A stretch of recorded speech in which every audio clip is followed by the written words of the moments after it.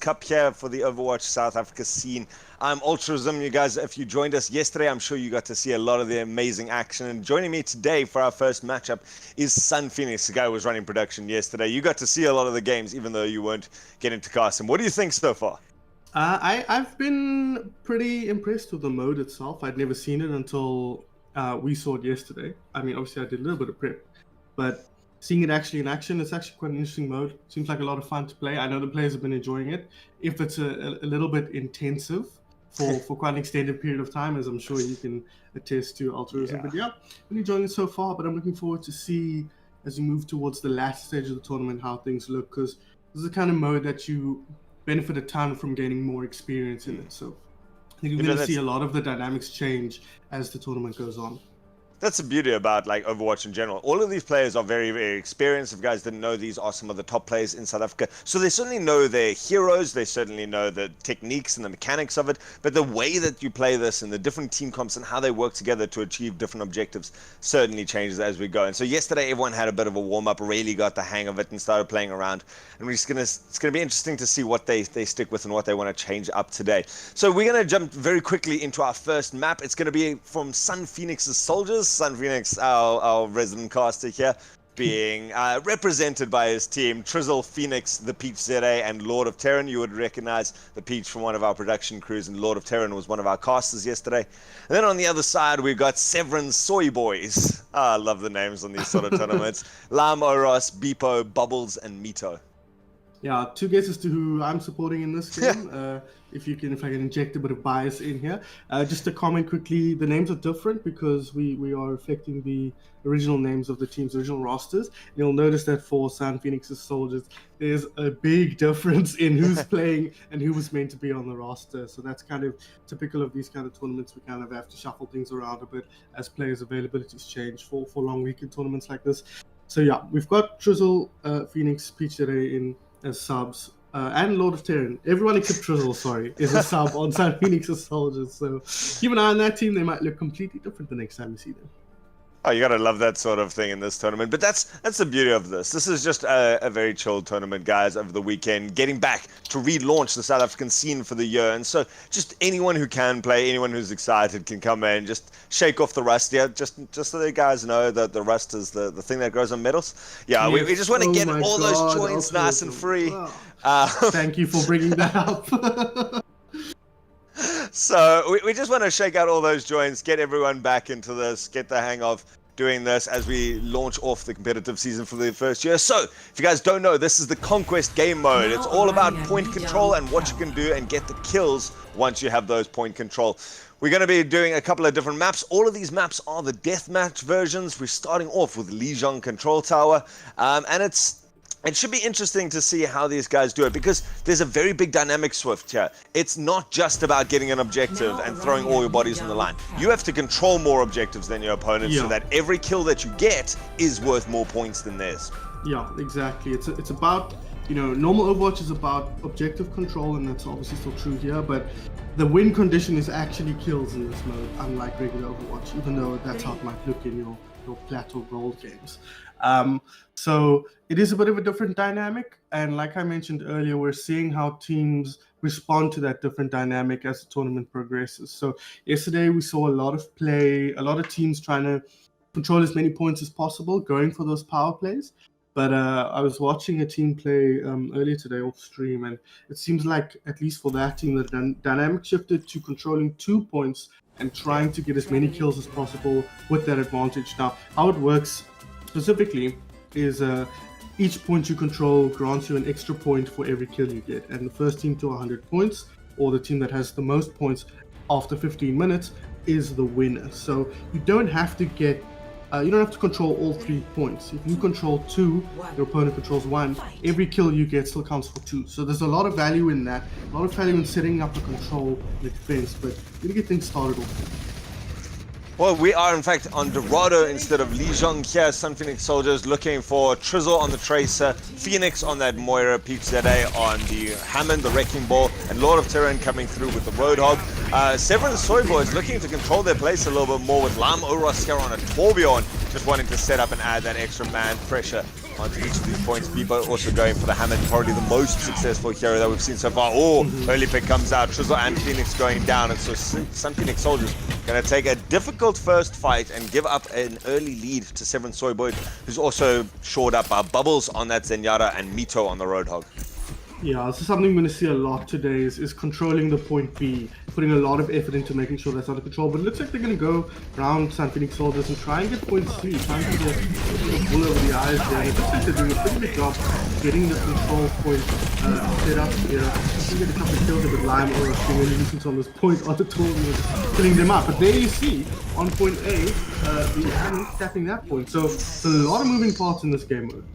Man, I love that idea. For Sevren Soyboys, who had the 2-point advantage, they wanted to trade it out. That's why you saw Lam Oros. You know, Torbjorn is not someone you normally see on the front line. Just jumps into there to contest it, because every kill that they can get, if they trade it out 1 for 1, they get the advantage. But SunPheonyx's Soldiers just avoid it completely. We see the Peach just going and taking that extra point, turning it around, and then the kills go the other way. So it allows SunPheonyx's Soldiers now to try and lower that gap. They've got 2 of the 3 points, and they're going to be wanting to hunt down every point that they can. Problem with the style though is that you don't secure a lot of kills playing this way. You might control a lot of points, but remember, you have to get kills to get points in the first place. So it is a bit of a balancing act you have to do here.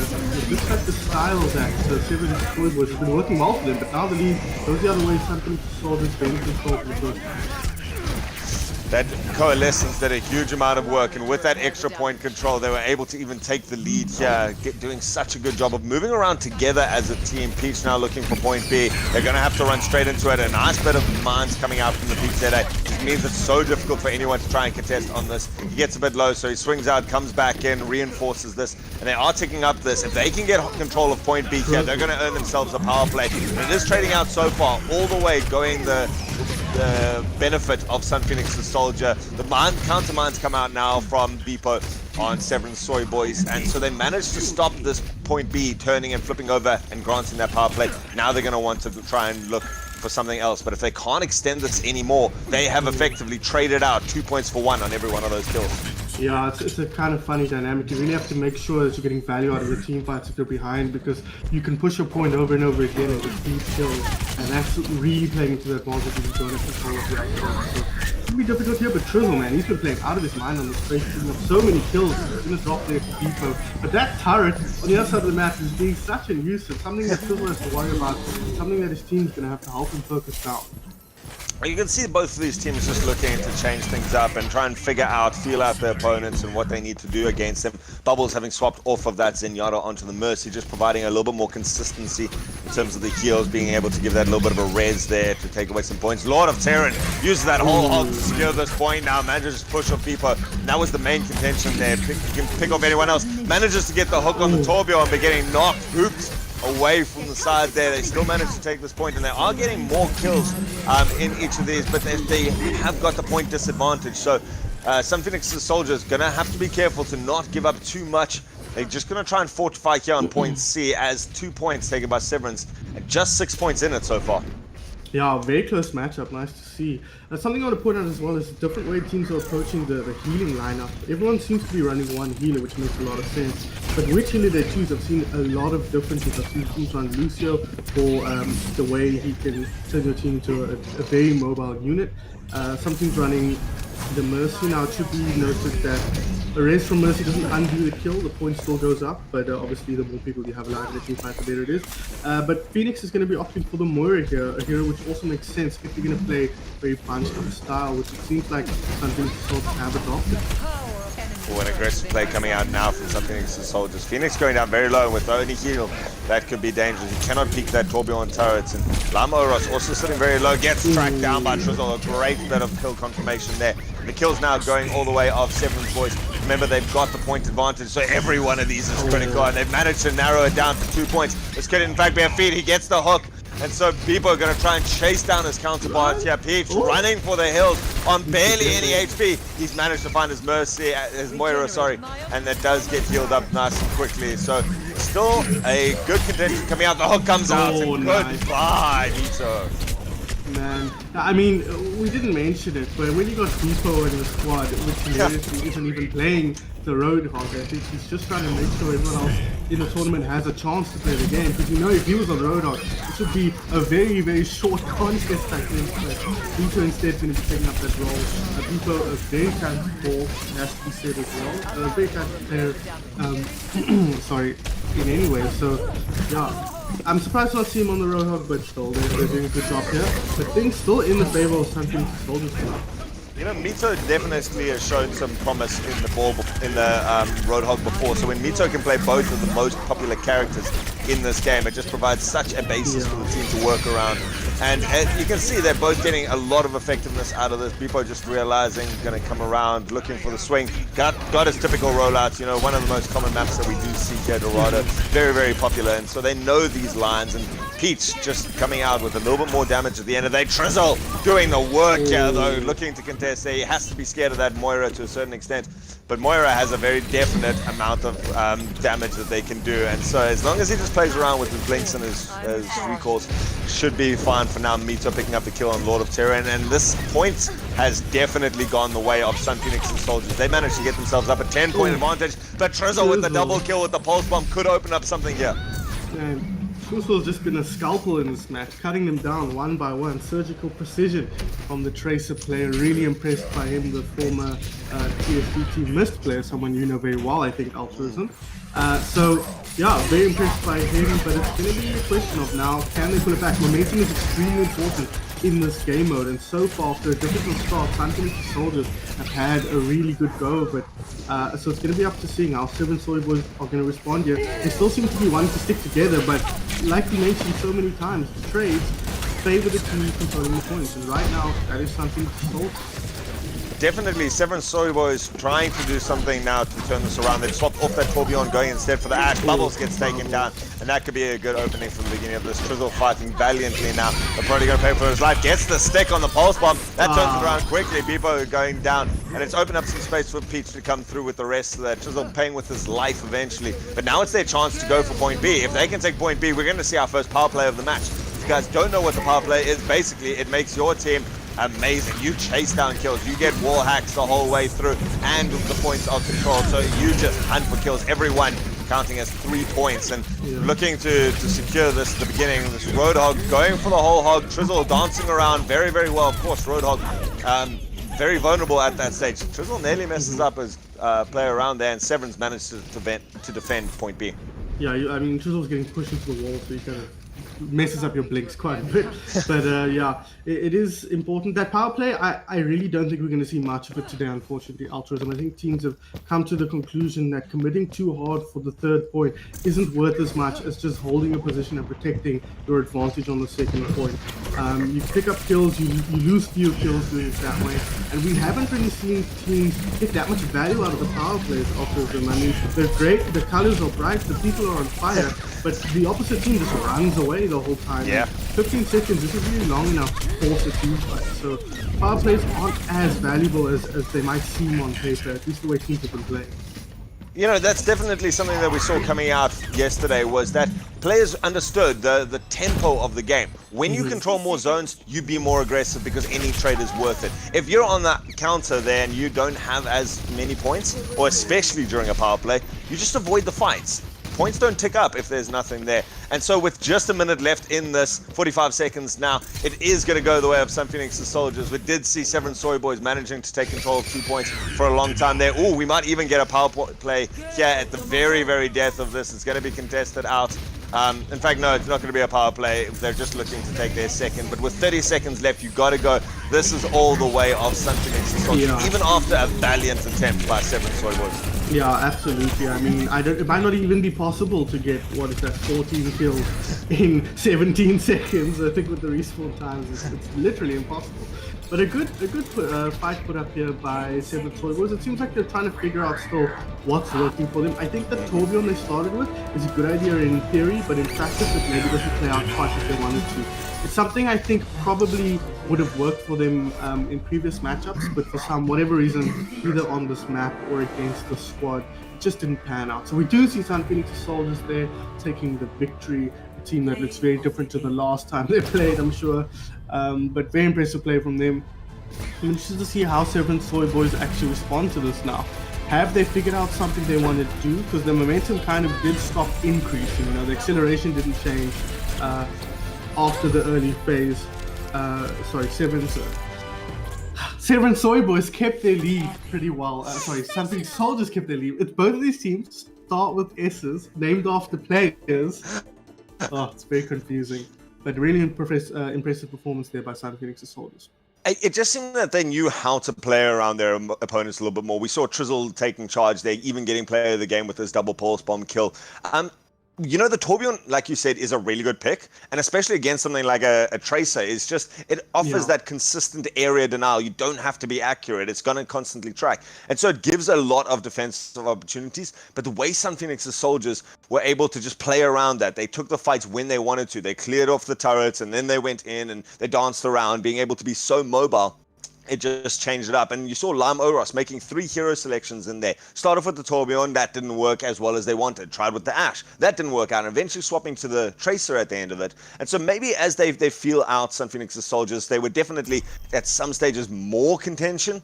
Other times they were quite far apart, especially there at the end. And so as they lock in what they really want to play and what meta they want to try and chase here, we saw some GOATS meta yesterday. It'll be interesting to see if they try and go for that here as we go on to Ilios Ruins. The team I was watching earlier, I won't say who it was, don't want to do any leaks here, but they were playing Ryan, Zarya, Lucio, and Tracer, I think it was. So they were playing a kind of old school Ryan Zarya composition. So we have seen a lot of different looks out of teams here, but that ball, as you say, has been a key part of most team structures.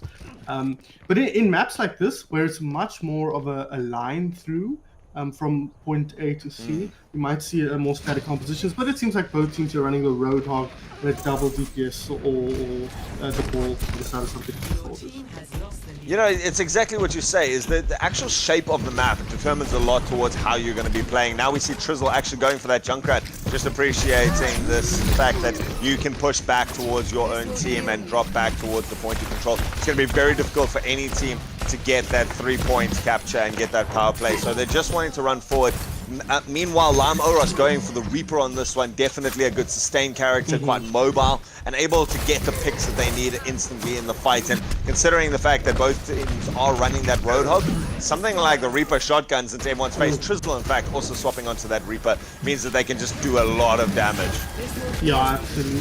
Something to note about this map as well is between point C and D, of course, point A right now, there's a big brawl unfolding here. Both teams fighting super hard to get control of this one. So far in favor of SunPheonyx's Soldiers, but if you look at the actual points, like the last game, Sevren Soy Boys have got a much better start than their opponents. But when you look at this map, if you look at point C and B, line of sight is actually quite straight between the 2 points. There's a lot of there's a pretty strong position where you can cover both points. So it might be interesting to see how the teams approach these 2 points. If anything's going to change from what we saw in Dorado.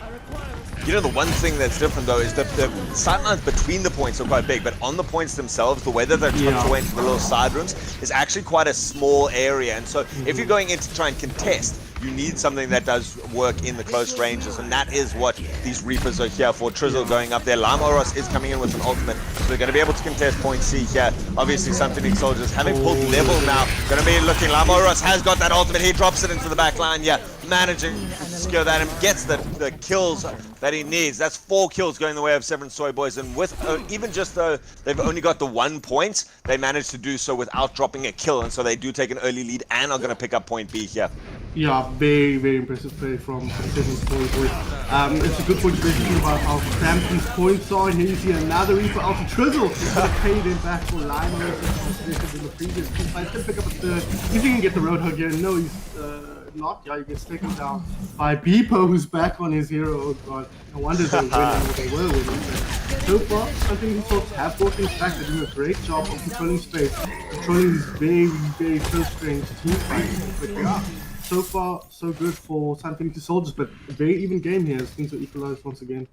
It seems to just be as the teams push to point C or point A, that point on the other team's map. They win the fight, they think, right, this is our opportunity to try try to come out and take the fight and take that power play away, or take control of the map away. And so far, neither team managing to do it just yet. Every time they push across, they're getting fended off by the other team. So fights trading out, but so far it's going to go the way right now of Sevren Soy Boys. They've got the 2 points, and so every kill going to be so valuable. But the Hawks coming out, Beepo managing to shut down Phoenix. This could open up an opportunity for Sevren Soy Boys to try and lock down this point and push forward, but maybe not wanting to go too aggressive, realizing that they may need to win 2 fights in order to take this. Still, the points level almost at 25 to SunPheonyx's soldiers. They could be losing even more now. The double Reaper ultimate comes down. There comes the Lam Oros playing with his life. No, in fact, he comes out. Trizzle going with an ultimate of his own, does get shut down by the Roadhog hook.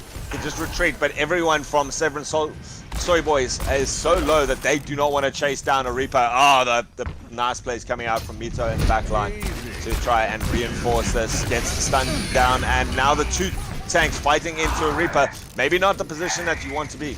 Yeah, I agree. It's an interesting dynamic here. The difference between this hero here and the Kree from Mito versus the Ball from Goose, because that's the difference between the 2 squads.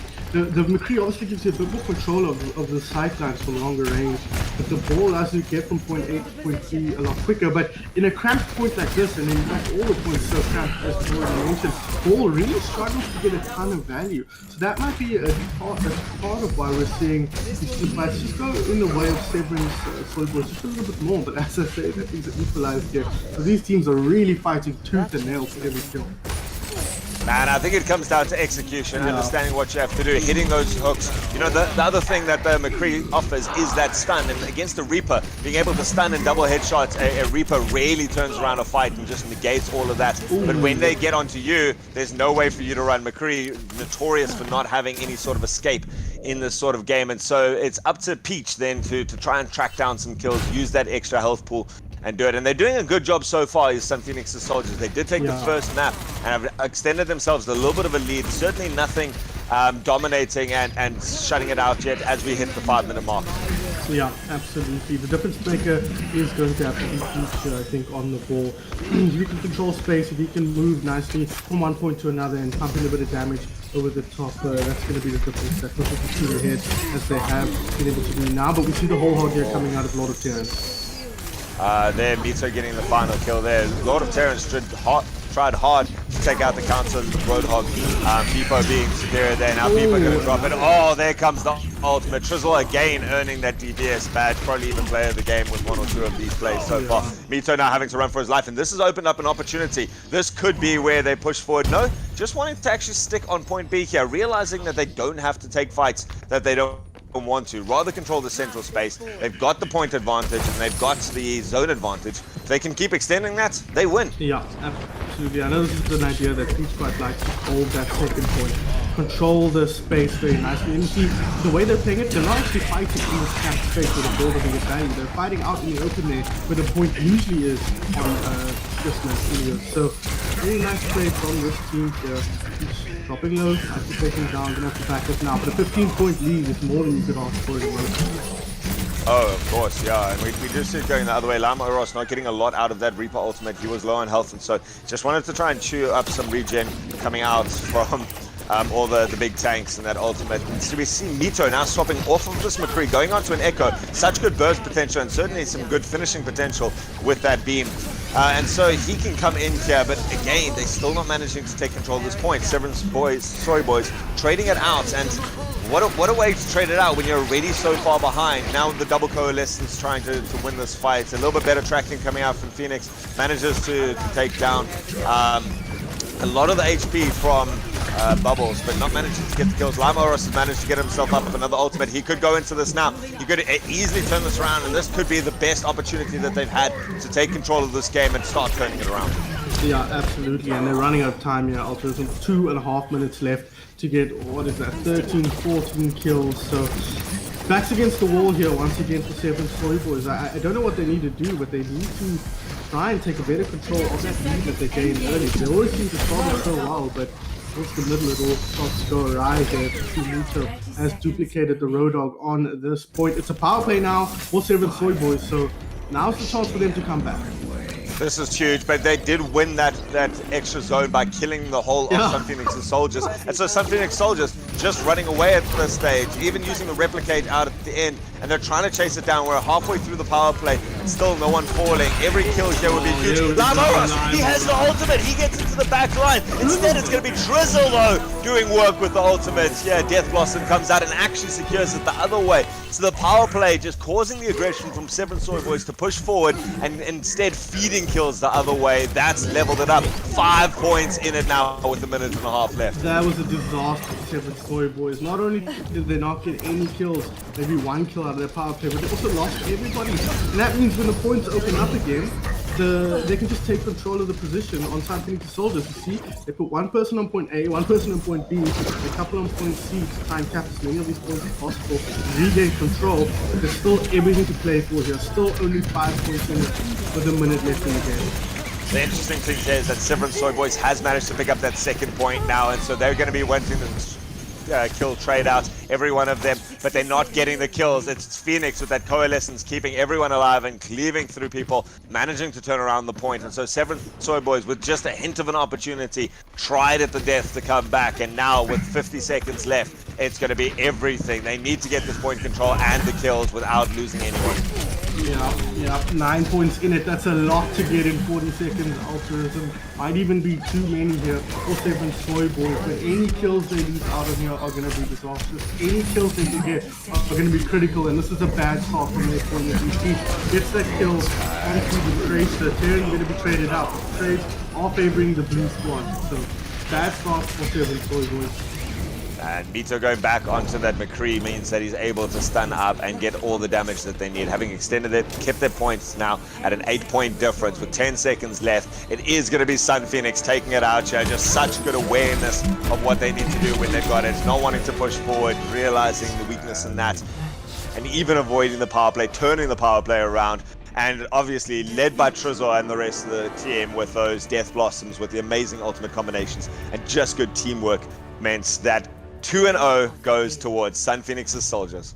I'm surprised because as far as teams go in this tournament, Sevren Soy Boys have been one of the teams that have been very stable in their roster. Not that many subs coming for that squad, so they've had a chance to really get to know each other over the course of yesterday and their first match today. But this team of ragtag players, SunPheonyx's soldiers, you know, my namesake, I don't actually have any relationship with this team. I should also point out that the Phoenix on the squad is not related to me in any way either.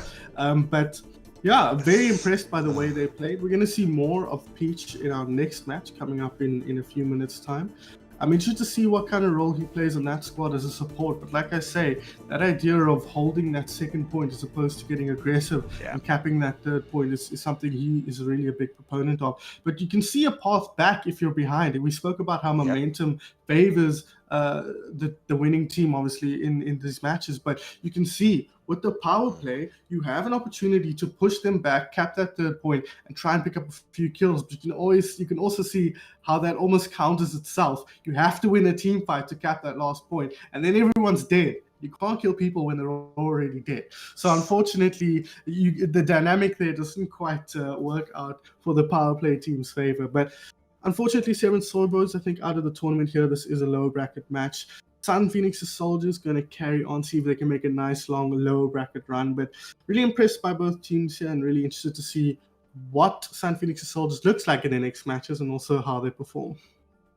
It's going to be interesting to see. You know, every map is different. The shape of the maps, the orientation of the control points around each other. If they're quite far apart, and you get very mobile characters. We saw that on COWZA yesterday, where the teams were able to actually just avoid the fight and send something like a Wrecking Ball. Wrecking Ball goes through, gets low on health, has used the adaptive shield, doesn't have a lot more to offer to the fight, has set it up, and then just flees away. And while the rest of the team now go and trade it out, even if it's a 1-1 pick or a 2-all pick or something like that, on the points, you've now managed to cap the other 2 points in the middle of that fight, and no one's there to contest you. So definitely maps playing a huge difference into the metas that we're seeing, the hero picks that we're seeing, and the way that these teams play.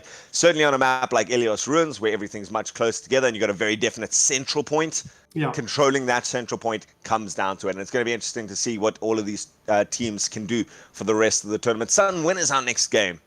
Our next game is in 12-ish minutes. Probably push it back just a tiny bit. So just after 1 o'clock is probably when we start the next game. It's going to be Uncalled For, which I believe is Peach and the boys. Peach, Ziv, a substitute, and somebody else, I think.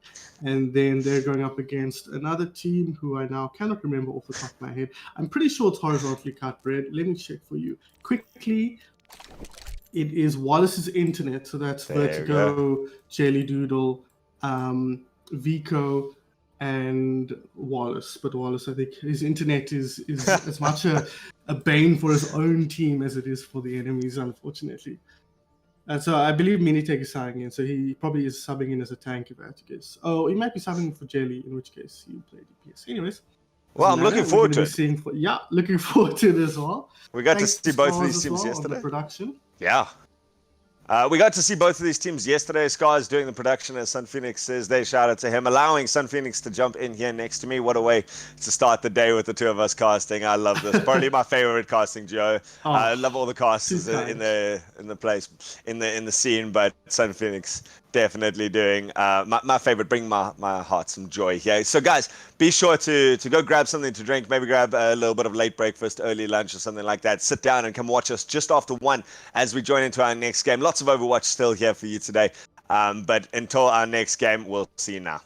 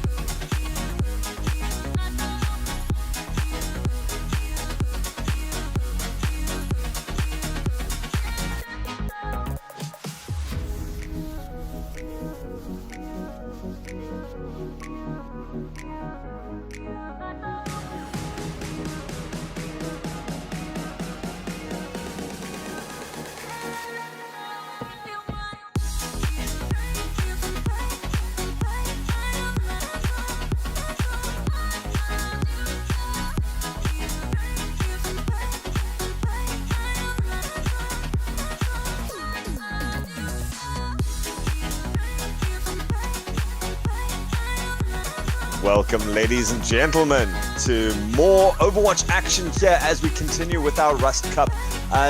Different game mode, Conquest, certainly providing a lot of entertainment for us here. I am at Ultraism, and joining me is SunPheonyx again for our second match. After that first match, you must be really in the flow of this now. Yeah, I'm getting into it. Obviously, I did see some matches yesterday, but getting a sense of how it unfolds when you're not also like focusing on trying to cover everything and making sure you're actually seeing the action happen properly for the benefit of others. It's been quite a fun game mode. I'm really interested to see the difference between this game and the game we just watched, though. If how different do the different teams approach things? How different do the different approaches actually affect the outcome of the game? You know, a lot of moving parts in this game mode, a lot of dynamism that we're going to see unfold, and seeing how the teams respond to what their opposition is throwing at them. It's going to be super interesting. Obviously, we're going to stay on the same map, starting on Dorado here. The two teams facing off in the second game is going to be Uncalled For, who we managed to see yesterday, led by the Peach ZA, Little Clumsy, Chef, and Sevren. And then on the other side, we've got Wallace's Internet. Ironically enough, without Wallace, that team is going to be made up of Vertigo, Miniteg, Vico, and Jelly Doodle. Well, SunPheonyx's soldiers do not have SunPheonyx in it as well, so seems to be a trend going on at the moment. Or Sevren's. The Sevren's had Beepo in it, and Beepo is Sevren, there we go. By the way, just for those who weren't aware. But some substitutes here for both teams. We've got Chef coming in for I'm not sure who, and we've got Miniteg, Scars is a production once again, his brother, coming into the support role here in place of the titular Wallace. So quite a different squad looking for both teams here, but unlike the last game, only one sub each, so not too bad. So we'll get a better sense of how these teams performed throughout the weekend. It'll be interesting to see here. Like I mentioned, the team we saw earlier running that Ryan Zarya was one of these teams. I won't say which, but not looking that way right now. But an interesting Winston composition. We haven't seen him yet today, so no ball on either team. That is surprising, and my biggest surprise is that we're seeing Miniteg on Lucio. That is a very famous DPS player who comes out normally and rocks with projectile DPS with a Hanzo and people like that. Instead going for the Lucio. Going to be interesting to see how much damage. I mean, how much more do you want than your healer also being able to be one of your top DPS? Yeah. Jelly Doodle also picking up a Soldier 76 and getting a lot of ultimate charge here in that first point. Jelly Doodle is probably his best hero, is the Soldier 76. We know him for that. We know him for his Widowmaker as well, which you and I also saw in the scrim they played the other day. So yeah, he's a pretty talented hit scan player. He's going to get a lot of value out of the Soldier, if anyone is, and it should be interesting to see. Vertigo on this Diva as well, very, very well known, probably her best hero as well. So a couple of comfort picks coming up for Wallace's Internet here should stand him in good stead. And so far, a 4-kill lead, not really anything to write home about, but it's always good to get the momentum started in the right direction. And a nice little bit of a flank play coming out there, led by Sevren onto that point C, managing to get it up there. You've got to keep that point advantage, like we've said a lot in this game. If you're managing to keep the points and hold the points, it means that every kill trades out in your favor. And now we see the nano boosted Winston coming out, goes straight onto Jelly Doodle on the high ground. That's going to be huge, and now being able to pop Vertigo out of the mech as well means that easy 2 kills there for them, and they're going to be able to secure this point now. Oh no, Chef, run for the hills. No, sorry, it was Vico running for the hills there, trying to do something. And good play from Vertigo to come out and just contest point C and stop this zone control going all the way towards Uncalled For there. Still pretty level. Uncalled For having the zone advantage right now, and going to be looking to extend this. Oh, here comes the High Noon. Runs out there, not managing to pop it off. Gets the 1 kill on Miniteg. Very nice play from Little Clumsy to try and take this point. Yeah, absolutely. Momentum shifted slightly here. Of course, not a huge lead going in that direction. Sides coming out here from Jelly Doodle. He's going to try and take down Little Clumsy. He does find that kill with the tactical visor. It's going to allow them to hold on to that point here and push forward. But Chef with the double kill, pushing them off the map. He will pay with his life. Jelly Doodle finds a kill. He's taking it down. And Peach secure that kill. No, Miniteg. Nice cover there. Nice peel for his Soldier. Peach will be dropping here any second. Yeah, there he goes down. Nice play from Wallace's Internet and Jelly Doodle and Miniteg specifically. Man, this is the thing is, the McCree versus Soldier matchup comes down a lot towards that individual skill and being able to hit stats, flashbang. But when you got Miniteg around, just being able to boop, being able to offer some sustain. Now Vertigo throwing that bomb into the middle, doesn't manage to get anything, but manages to push them off the point. That's really nice play there to try and control this. And we see the hook coming out from Vico. Just a lot of emphasis being placed around point B here. Again, Wallace's internet have that double point control, and so they're going to be able to do a little bit more. Vico got an ultimate, and with that, that nano boost onto the Roadhog. It is going to be Wallace's uncalled for, taking a big step towards securing this point. Chef running for the life there, chased down by Miniteg, and when you got a Lucio, no one's getting away from that as Vertigo with the pistol also helps out. Yeah, no, it makes a lot of sense to Lucio when looking at it like that. But I'd like to point out Jelly Soldier once again. You can see the way he's using the high ground here to cover both points. Really, really smart play from the former Evo DPS. He's going to go down. You're 5 HP. No mean he's got his back. He's got the biotic kills as well. No problems there for Jelly Doodle. But yeah, you see us controlling that high ground. You expect Little Company to try and do the same as well. If he gets position. Sights come out now for Jelly Doodle. He does go to down. And that was good play by the Winston coming in there. Sevren just jumping in, making sure to body block for the rest of the team. It does play with the life, but it does open up an opportunity now. The point is starting to tick up towards uncalled for, but they are losing a couple of people here and there. So as long as Wallace's internet can keep pushing this out. Here comes the high noon. It's from the high ground. Manages to take Vertigo out, who popped out of mech there. And still some flicks coming out here. A little clumsy trying for this. Does manage to take out Jelly Doodle. He went down very low to Little Clumsy, but proving to be the superior DPS means that the zones have now swapped around uncalled for with 2 points, 2 zones to control, and they're now looking for the third one. They popped the nano boost. They popped the whole hog. And with Vertigo dropping that bomb, does pick out Sevenia and allows Wallace's internet to try and recontest here. Maybe a little bit too overextended by uncalled for. Really nice play from Vertigo there, as you mentioned. The way she's using the bomb as a kind of zoning tool to buy a little bit of space and time for her team there is paid off so well in a couple of team fights. They're obviously countering the Roadhog ultimate coupled with the nano boost. That was a big deal. It pushed his team back, Chef's team back, sorry, and allowed them to secure a kill on Zerv in the backline and then push forward without losing too much. And a 10-point lead now for Wallace's internet. The momentum is very firmly in their favor. Man, if you look at the aggression that Miniteg going on, 1v1ing a Roadhog as a Lucio, that's all you need to be able to do. And we do see the Peeps ZA having swapped to a Lucio of his own for this fight, and doing work with it as well, getting the punch on the counter, Lucio there. Still the point going both ways. That hook comes out, manages to shut down the whole hog, and it is going to be uncalled for taking this point here, and it's going to be an opportunity for them to now turn it around.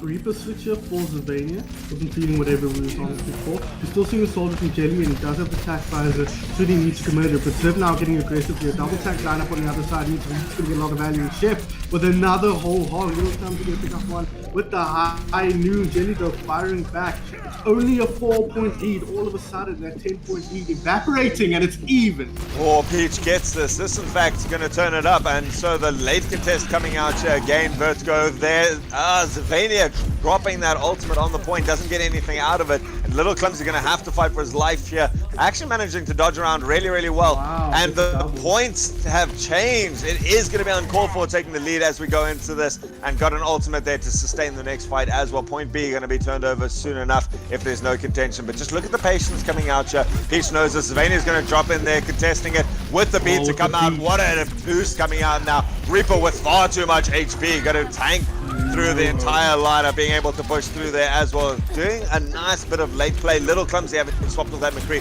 Now onto the Ash, and Vertigo again going to jump into that mech and try to push through. Going to try and bully out Jelly Doodle. Does manage to get some support there. Oh, have we lost altruism? I think Altus having a bit of a lag spike here. Unfortunately, Vertigo though, low HP, but now they're not in control of 2 of these points. Wallace's internet struggling here a bit on the back, but uncalled for seem to have stabilized quite nicely here. That Reaper from Sevenia being a difference maker. Vico gets the hook in, and they do secure that kill. They are not in control of 2 points here, so trades are not valued for them. Here comes Jelly Doodle with the sights. Can he find kills? He finds one. Can he find another? It's looking pretty close. Can't quite get the angle over the top there. Not even with the rockets, unfortunately, as Vertigo does end up securing that kill. So control here for Wallace Internet now. They've got 2 points. They can start trading effectively once again as Vico ready to go with the whole hog. Ziv though close to his chef, close to his own whole hog as well. So have to play for in this next team fight. And look at the ultimates we got going online. Look at the points between these two teams. So close here with 46 to 48. So far, Wallace's Internet taking this. But the point control turns around. That means Uncalled For has an opportunity here. They've managed to pull level on this. They've still got Sevenia's ult if they need to drop it onto this point. They've taken the lead and they've got everyone in the corner. Here comes Sevenia's ult. It manages to pick up 2. This could be everything that they've played for. Secure point B. Quickly teleport across the points B here. They're going to have to fight it out against the Roadhog. The Roadhog manages to take it out with the support of Minitake, who's now gone onto that Baptiste. Sights get dropped, and so everyone running away. Peach not being able to dodge out of this. The rest of the team fights out here. Not going to be able to pick up that power play, but still, little COWZA coming on the Genji, not going to be able to fight it out yet, and so not able to pick up point B, but still with the kill advantage. Yeah, still with the kill advantage here, and still with the point advantage as well, Altruism. They haven't been able to clean up. That was a defensive play, let's not forget, so they still have to push forward towards point C here. Can we just point out how we've seen 0 action on point A? All the players been focused around these 2 points, which are in much closer proximity sideline-wise, so that's going to be the focus for both of these teams. Because when it comes in, gets aggressive onto Minitake on the high ground. This is a hero that makes a lot of sense for Minitake to excel at, so I like to see him on the Baptiste, where he can flex his mechanical DPS prowess. Definitely. Point control going the other way now. Wallace's Internet managing to get up that second point and the kill, the point lead. So Minitake just really utilizing that ability to be a hybrid DPS support, offer where it needs to, but also coming in where they need that extra bit of damage, get those extra kills. Sevenia now looking for some high ground control with the Reaper, not managing to get close to anyone. Chef gets pinned in the corner though. Vertigo doing a good job there of helping out Vico to secure that kill up there. Minitake trying to heal up his team, gets the immortality field down. So no one gonna drop, but Vico too far away from the team. This could be an opportunity. Uncalled For is going for point B, but shut down by Wallace's Internet. Just trading out now. All the kills coming the way of the red side. Even with the Dragon Blade, that's gonna be it as our time ticks down. Wallace's Internet, after an incredibly close match the whole way through, managed to take this. Yeah, they brought it back right at the end there. They were a little bit behind as we had about a minute and a half left on the clock, but they managed to bring it back and secure themselves the victory here. Much to my thanks, because I need Peach to lose this so he can produce the next games. I'm relying on Vertigo to secure the win here, so that she can secure the broadcasting future of this tournament. But anyways, that's kind of besides the point here. Really impressive play. A really back and forth match, like we mentioned though. Both teams had a good sense of how they wanted to play from the start. No bulls on either side. Yeah. The hero, I mean. I can't really say too much about anything else, but no team opting for that. The Roadhog has been a key pick for both of these teams. Chef, known for his prowess on TSG in Team Mist from last year, so not surprised to see him on there. Usually plays support, but Vico I think is a pretty strong Roadhog player, international player I think. So she's going to be very comfortable on that hero, and we're going to have to wait and see if they can keep leveraging that. But I think a key player there, obviously we mentioned him so many times, was Jelly Doodle on that soldier, pushing from controlling that high ground space really well, getting so much value out of his tactical visor, and you can just see that allowed his team to know they could have a steady supply of kills, and if they could just control those points and get points at the right time, they could start picking up points also. We should say objectives for the actual circles on the ground, not points, because it gets a bit confusing if you call everything points. But yeah, really impressive.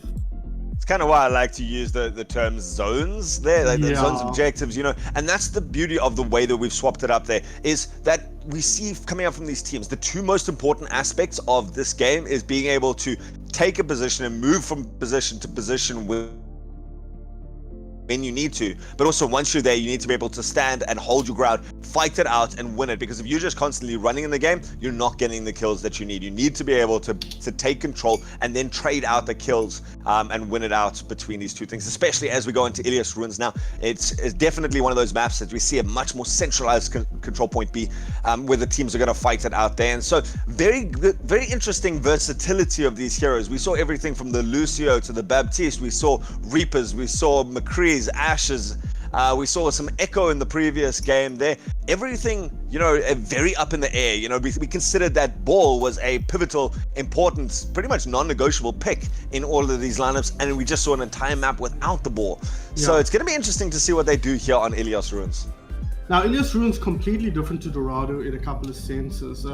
There's on Dorado, both high grounds, both of the main high grounds have pretty good line of sight onto 2 points, whether it's A and B or B and C. On this map, really not. It's similar, but you don't have quite the same high ground positioning where you can stick a soldier, for example.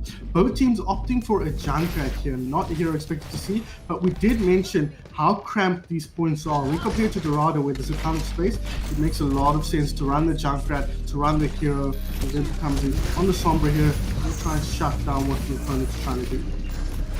There's another hero that we see. Oh, that Sombra coming out from Little Clumsy is going to make it a very interesting. Going to be able to control up those health packs. Certainly going to be able to reduce the mobility of the other team. So still kills coming out from both sides so far. Wallace's Internet having a very slight advantage, but that fight over the small. Oh, that translocator, finally Minitech manages to shut that down. He'll know where to run for Little Clumsy. And Chef just doing damage from above. A really nice bit of DPS there. And we see Chef doing a good job there. Chef and Jilly Doodle both, in fact, going for this Junkrat. Oh, shut down instantly. Peach there going for the ball for his team. And no ball coming out here for Wallace's Internet. Still Little Clumsy sticking onto that Sombra. Yeah, I mean, done a pretty good job building towards his ultimate there, the EMP.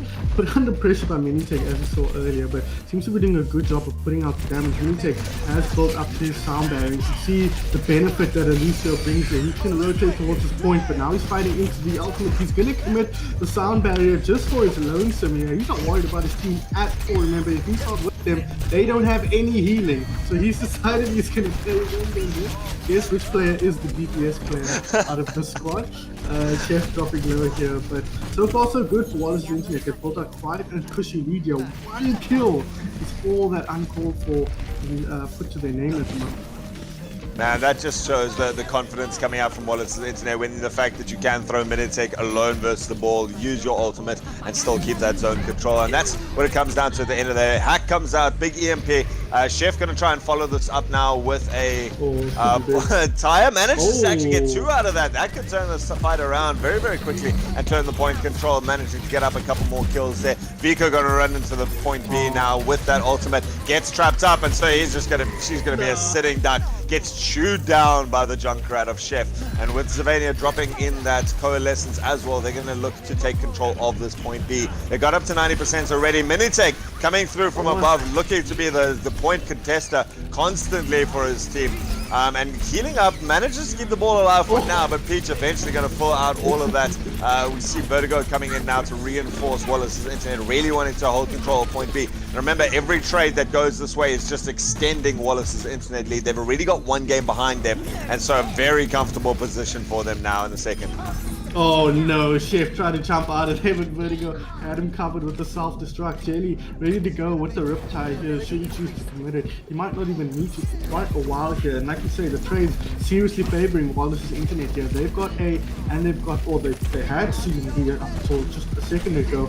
Nice work from Uncalled For to just completely ignore that point and catch the point they could. Minitech not in position on that occasion to cover it, unfortunately. He's got the sound barrier here. It's going to be committed. I don't think it hit the person under the bridge, but it did hit Jelly. I wonder if he's going to choose to commit his ultimate. Doesn't look like he wants to just yet, as it looks like they've closed up this team fight quite well, but middle on the other side. Peach finds that kill onto Jelly.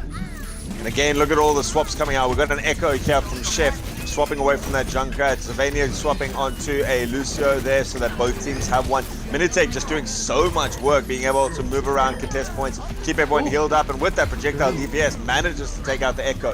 And it's still going to be Wallace's Internet extending their lead even more. Even though they had point disadvantage there, they are able to take point B, ironically, is all that Wallace's Internet have, but they've got enough.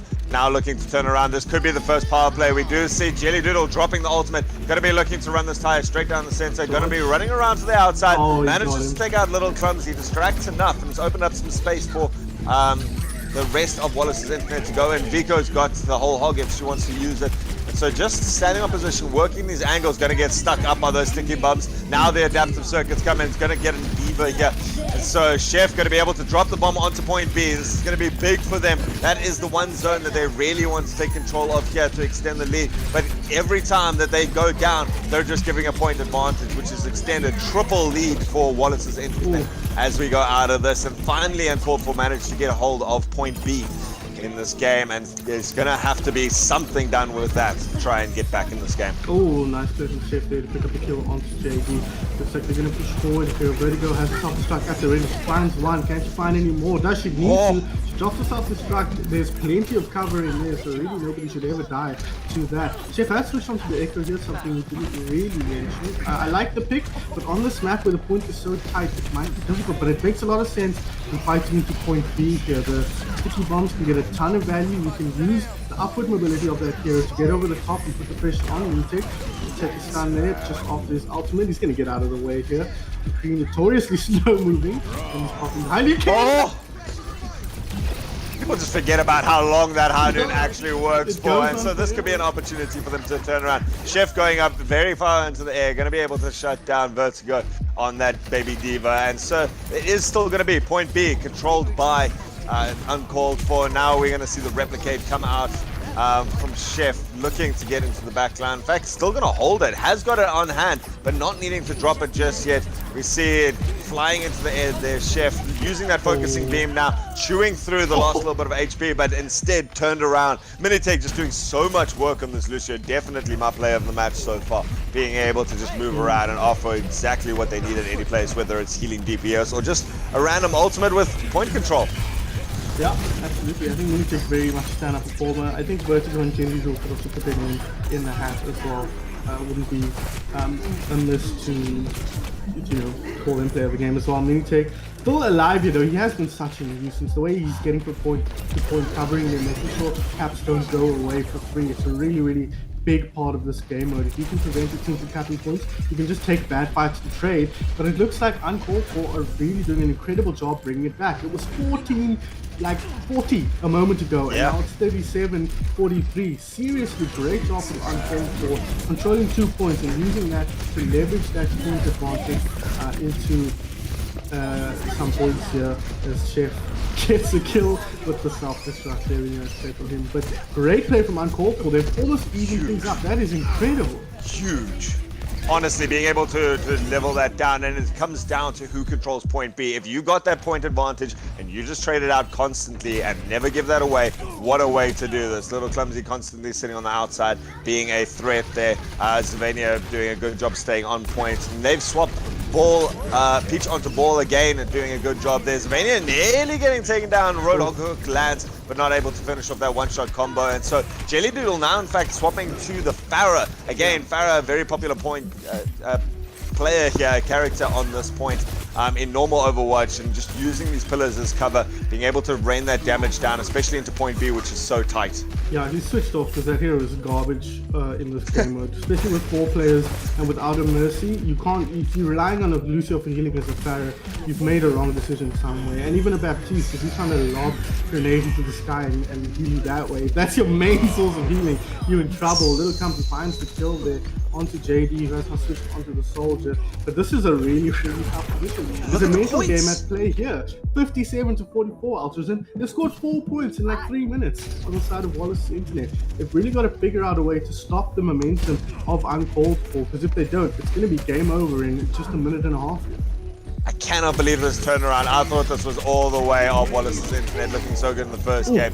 Looking to get something out here. Again, Wallace's Internet going to go down too early in this. Minitake having actually swapped to the Baptiste. We saw the proficiency on that in the last game, being able to put in extra bit of damage and, consistent healing. That immortality field proving very, very useful for contesting points. But they got so much work on that Lucio that I'm surprised to see this swapping off. But obviously just realizing it's not working. Hook comes out, and so somehow Peach managing to get out of this even after the hook. And it seems that Uncalled For just happy to keep a bit of distance, they keep point control, only jump in when they need to get the kills, and it's working for them. With just under a minute left, they've managed to get themselves all the lead that they need to. 50 seconds left. If they just run forever now, they will win the game. 20 kills in it. They just don't need to die 20 times and they will win. They don't need to get any kills. They don't have to do anything. Just don't die. Forehead. And it looks like that's a pretty good start for them. It looks like they want to play the game properly though. Chef picking up the kills of Sevren as well. So really at this point, Altruism, with 30 seconds left in the clock, it is all uncalled for to equalize the series. Really, really impressive performance. A power play just to throw it into complete disarray here. Really nice play from them. Be interesting to see what they can get out of it. They do get the one on kill on the soldier. A little clumsy, does get picked off on the other side, but that doesn't actually matter when the other team is not scoring anything for it. And so uncalled for, just ready to run at them, try and get even closer to this 100 mark, almost double their skill, double their points here as we get into the final moments of the game. Power play going to count down in 3 seconds, and the game itself going to count down just after that. And so what a way for uncalled for. They were 13 to 39 down at the beginning of this, and Wallace's internet managed to end off that game with only 45 points. Oh my goodness, that was crazy, man. What a comeback. And it wasn't even just a comeback, it was complete domination from that point. They got all the way up to 80 points in the time it took Wallace's internet to get 5. So that was absolutely insane from uncalled for. They seem to have found a rhythm here. We're going to have to see, we spoke about momentum in the context of a single game, but we're going to have to see momentum in the context of this whole series. Or Wallace's internet going to have to pull themselves up from the ground here, or is it just going to be momentum from uncalled for just carrying them through? They're going to be so confident after that last game. They were completely dominant in the second half. We'll have to see what happens on our third map here and with the Wallace's internet, because you can see they didn't really have a good sense how to approach that map in the same way that uncalled for did. So we're gonna have to see the next map. I'm not sure what it is. We'll find out in a moment. We're gonna have to see whether that is gonna favor Wallace's internet or not, because you could see when Jelly couldn't control the high ground from the perspective of the soldier, his impact was way more limited. He was okay on the Junkrat, but not incredible or really that high impact like we saw on the soldier in the previous map. He tried the Pharaoh for a hot second and then switched to the soldier to end things out. So really you could see they weren't sure how to solve the problem that uncalled for was throwing their way. And I like the way that uncalled for played that. You know, Wallace's internet took an early lead because they were able to get so many kills. When uncalled for realized this, they just stopped dying. That was priority number one. And you know, it's a weird thing to say when, oh, you know, just stop dying. That's the way to win Overwatch, obviously. But the way they did it was just keep themselves some space. They knew that they were at a points disadvantage, so they just didn't want to give away any more of a lead to Wallace's internet. They started staying away. Little Clumsy playing a much more defensive McCree, holding that high ground and making sure to just cover the space. If anyone threatened them, they backed it out. And so that's where something like Jelly Doodle's Junkrat just didn't come into it. You'd get a huge amount of damage, but when you're not confirming those kills, you're not actually winning the game anymore. It doesn't help that they run away, come back 5 seconds later and able to recontest. You know, you don't get point control, you don't get kills, you don't get points. And so at the end of the day, it was just a kiting game from uncalled for that won it. And so it's going to be interesting to see in this next match. You know, Ilias Ruins, very definite control point that we need to control. Point B is where all the fights happen. After that, what do you really need to do besides just stay alive and pick off the players that you can? Yeah, and that point's also quite easy to hold with the way it's laid out. It's in a big hole, and if you have to cap it, you have to stand in the hole. If you're defending it, you don't have to stand in the hole. You can maybe send one person down there just to prevent a C9 kind of situation. But you really don't have to commit that much energy to putting bodies in that horrible cramped area. So it's a lot easier to defend than it is to attack. And then you can control the space outside of it a lot better, which is really a huge advantage. So yeah, once they understood how they needed to play around that point B, they did an excellent job leveraging that. So we're going to be moving over to Lijiang Control Center here, another control map converted into a deathmatch map. One where the points are a lot more open though. This is not at all like Ilios Ruins. It's a lot more like Dorado in the sense that you can see here point C wide open, point A similarly so, but this is one where point A and point C are far away from each other. So I think again we're going to be seeing a lot of action on point B.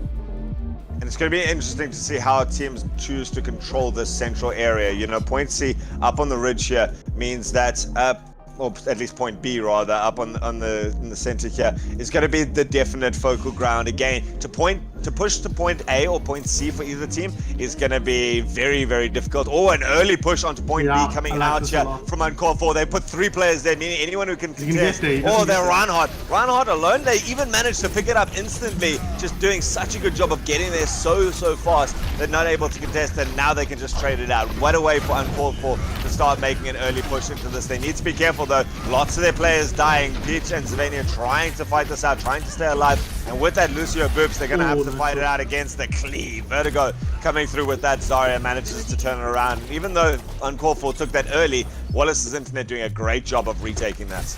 Yeah, you can see they built their lineup to do that as well. A lot of high mobility heroes to get to point B early and get that cap, but then you have to win the team fight afterwards. And this is the playground of Ryan Zarya right here. A triple tank composition. Nobody's dying here without a lot of work, especially with Mini on this back team. I really like this composition. Pseudo goes with the Roadhog instead of a Diva. Really nice, but that is the kill you need to get. You need to focus on Mini so you can make these tanks a lot softer than they are when he's alive. So they've done that now. See if they can leverage this into more. Vico goes down. Zarya, I think, died a little bit earlier there, so really nice play from uncalled for to pull that back. This game is all about understanding the weaknesses of your opponent's team, what your lineup is built around, what the strengths of yours is, and what the strength of theirs is. And Wallace's Internet definitely looking to win team fights, get into a face. They're not very mobile, not looking to push from one point to another. They just want to get into the center and win this. But with little COWZA on the back line here, as this Tracer just jumping round and round. Oh, does actually get picked off there. Great hook coming out from Vico. This could open up an opportunity. Cleave comes through from Chef though. To try and get that in the back line. Doesn't get the flight right. And now we see the Graviton Surge dropped on point. No one was really there, but securing up that kill and again turning it back. This is what Wallace's Internet want to do. They want to get into a point and they want to fight it out on their terms. Yeah, absolutely. And the solo grab there, just making sure they could secure this point. We know how important it is. It means they can trade kills out now and get an advantage. 10-10 here, a much more even game than we saw in the previous matchup here. On Ilios Ruins, so good start for both of these teams, but still feeling out how the different team dynamics work. That's a great start in the team fight for Wallace's Internet. Lots of ultimates being dropped here, and again, it seems like uncalled for haven't picked out that they need to get rid of Minitech. Minitech is the key to any of these compositions. If he can stay alive and keep his team topped up, then they're going to be able to do it. And nice play comes out though from uncalled for, managing to get a couple of kills. Vertigo now chasing down this ball. It's not one that you expect to be able to get that kill as he runs away. Just create him some space. Sevren going down low, but managing to heal up enough to try get onto this. Does get the kill, in fact, with the help of Little Clumsy on the Reinhardt, and Little Clumsy got to pay with his life against Vertigo coming back in. And again, Wallace's Internet just being able to reinforce so well. Minitech, as long as he stays alive, having swapped onto Lucio now, is going to be able to do some work. Uncalled for, 94% on the point, has dropped beat to try to take this. Vico does have the ultimate. Here comes another Tortoise Steam. The Graviton Surge comes out onto point, locks down everyone, and that's going to be 3 kills for the side of Wallace's Internet, extending their lead. Man, this is Vertigo playing against no tanks, right? She's only really playing against the Peach on the ball, and it's not easy to charge a Zarya ulti up that quickly, but she's doing such an incredible job of building that ulti and using it effectively to secure points for this team. 22-14 now, favoring Wallace's Internet. They're building up a bit of momentum here, building up a bit of the lead, thanks in no small part to Vertigo on the Zarya. Vico has the whole hot ready. A bit of a criticism I have of this player is that they're not using her ultimate very often. I think she could afford to throw it out a little bit more flippantly than she has been. Just to secure some space for the team, but working so far for Wallace's Internet, but they need to get rid of Chef on the point here. Chef doing a good job of stalling it out now, but again, the point control is in the favor of Wallace's Internet, so they're going to be happy with any kill that they can get, trading out any sort of fight. Vico still holding on to this ultimate quite significantly, pushing everyone back. Here comes the red beat. And so Wallace's Internet going to be able to stall this out for so long, pushing everyone back, not even afraid of these mines, able to clear them up while doing so much damage. Chef eventually going to go down, not managing to get an ultimate up yet. Here comes the Dragon Strike, goes through the center of point, cleaves through, does a lot of damage, but healed up very quickly by Minitech, who's going to be very happy about that extra ult charge.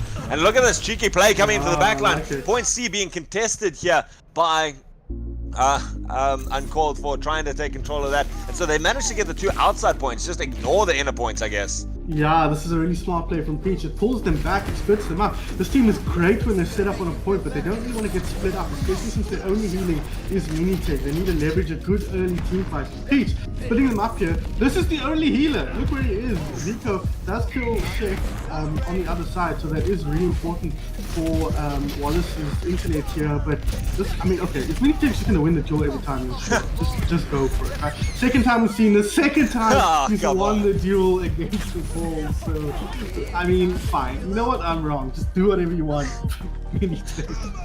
The idea was there, you know, a good play from Uncalled For, just splitting up the focus of the other team. Now they're going for a much more brawl style. And if Peach could have kept Minitech there for a little bit longer, won out that duel or something like that, we saw Jelly Doodle sitting on point as a Reinhardt. If you don't have a healer, you're just eventually a ticking time bomb of how much damage you can really absorb. And so a good play from Wallace's Internet, and especially from Minitech to be able to retake that point, shuts down the split off strategy from Uncalled For, and they're back fighting on point B and getting a lot out of it. Yeah, Sound Barrier at the ready here for Minitech. The perfect ultimate here to keep Jelly alive. You mentioned how if he doesn't get healing, it's just a big ult battery after a while. So that hero is not very good by itself. So Minitech kept him alive for a bit there, but he does end up dropping because we watch Minitech, you know, fly off and do something else while Jelly was probably losing his mind on the Reinhardt. Not really known for his Reinhardt, so Minitech not making it much easier here, but whatever they're doing is working extremely well. They're doing a great job of securing kills before they lose their HP. That is what this team has an advantage in, the sheer amount of hit points they have. And COWZA and Chef gonna yeet themselves off the map here as they look to reset, I think. Probably if you think about what the composition is for Wallace's Internet, they've got the Vico on the Roadhog to try get the picks that they need to just shut down. Everyone else is there to build some space for them. Jelly Doodle especially. Now we see the Graviton Surge coming through, and this is going to be huge. They've got an opportunity to drop that whole hog into the middle of it. No one dying so far, but here comes the Earth Shatter. Manages to lock down. Peach going to go down on that Reinhardt. Sevren running with that Anna for life. And just gonna try get out. Oh, they even managed to take down a little clumsy on that Zenyatta. So it seems Uncalled For going much more for the let's throw Peach and Chef into the front line and try and heal them up through it, trying to outdo Minitech's healing, but they just don't do enough damage so far along this incredible sustain with Wallace's Internet.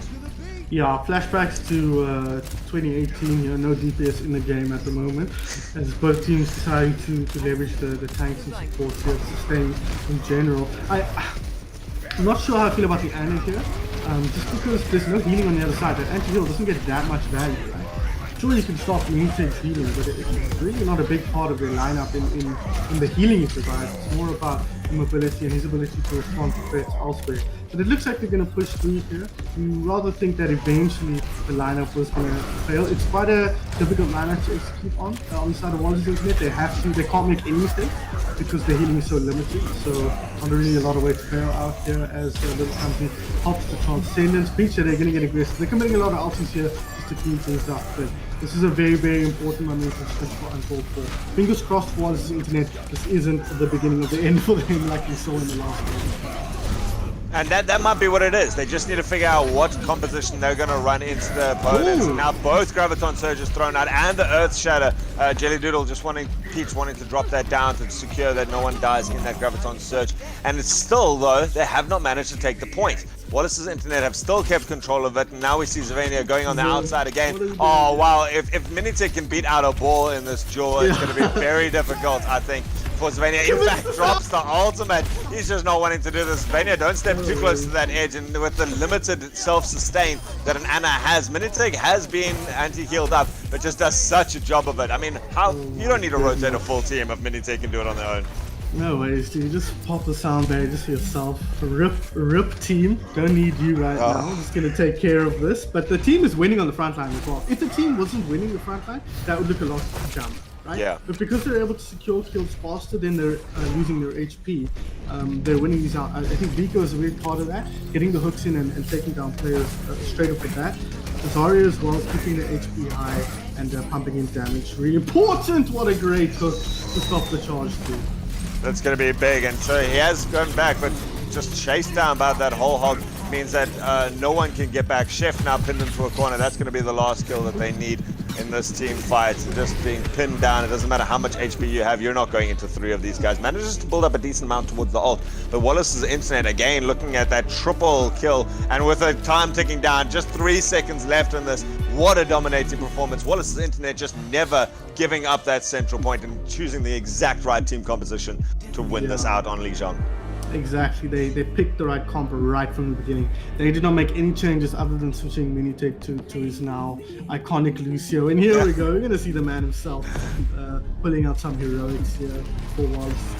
This is all going to be kills. Oh, it's a great, come on. Give it to Vertigo here. It's all actually, it's not the Graviton. The Graviton Surge is kind of surplus to requirements here. But nice work from Minitake and the rest of Wallace's Internet. Really impressive performance by them, really stopping the momentum that Uncalled For built on that previous map, where they dominated the second half of Ilios Ruins. They looked scary. Wallace looked completely uncomfortable, but they came into the next map, knew exactly what they wanted to do, and made Uncalled For look very, very uncomfortable throughout that series. They started on the ball composition, they switched to the Ryan Zarya, and by then it was too late. They were already too entrenched on the point, were Vertigo and the boys. So really well played from the side of Wallace's Internet, and say goodbye to Uncalled For here, thankfully for me, because it means I get the pitch back in the booth here. No offense to Scars, is great, but he did have other things to do today. He had other things to do, it's for his own good, not because of anything else. There's no collusion, this hasn't been rigged in any sort of way at all. We promise. We just needed Peach back. But you could see. I did jump into the channel with Vertigo beforehand to be like, I'm relying on you here for this whole broadcast. You need to win this game, otherwise we're in trouble. So please. And she was like, oh god, so much pressure. But, I mean, what a way to do it. Yeah. I mean, having Minitake there on your support that was all that Uncalled For needed to do. Take out Minitake, then slowly cleave down the rest of Wallace's Internet to take a point. But when you can't do that, when no one can take a 1v1 versus Minitake, and when no one can shut him down at the beginning of a fight, he can just stick around, just being alive offers presence to the team. And then even in that play of the game, completely ignores the Zarya Grav that people are trapped in and just goes, I'm just going to chase everyone on the outside of this. What are you talking about? So what a way to play, and really well played. Minitake being supported by people like Vertigo, Vico, and Jelly Doodle means that everyone working together, doing exactly what their role was, and they managed to stay alive in this competition. Well played to Uncalled For, unfortunately having to drop down, but that's what happens as we get closer towards the end of our day and our grand final. So guys, we're going to join you. When is our next game, son? 7 minutes. 2 o'clock is supposed to be the start time. We'll probably push that back just a little back like we did with this one. So let's say around about 10 past 2 is when you can expect to see our next matchup. It is going to be an upper bracket matchup. Zwuma, one guess to who one of the players is on that team, versus, let me just have a quick quiz here, versus Top of the Morning, which is Terran Lord and the rest of that team, I think. I could be wrong. I'll check for you guys because I'm doing my due diligence here. It's Nian, Newt, Lord of Terrans, and Hobo Parkers. So pretty strong team there. Zwuma is on Diablo's room, as you'd expect. Pale Native and Peach, the UK Peach. So getting lots of Peaches today. We've seen him now twice in a row, and we're going to see a different Peach now for the third match. But guys, that should be a super fun match. Our first upper bracket match of the day. Winner of that will secure themselves a spot in the grand finals. So not to play for. Yeah, guys, we'll see you at about 10 past 2. Make sure, again, go grab something to eat, go grab something to drink. I hope you're enjoying your action here today. We're certainly having the most fun, and it seems like the players are as well. And what more do you want for an Overwatch tournament? So, guys, make sure to keep yourselves tuned in for this as we carry on with an amazing tournament and so much fun for everyone. And we'll see you just after this break. Yep.